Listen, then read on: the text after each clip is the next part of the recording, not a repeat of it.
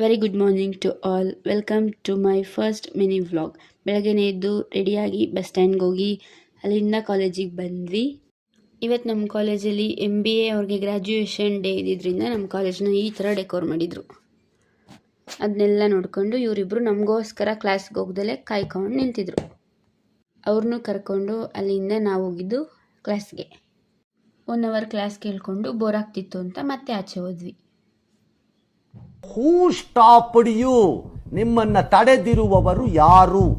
ನಮ್ಮ ಮ್ಯಾಮ್ ಇವತ್ತು last bench ಇದ್ದವ್ರನ್ನ ಫಸ್ಟ್ ಬೆಂಚಿಗೆ ಕರ್ಕೊಂಡ್ಬಿಟ್ರು.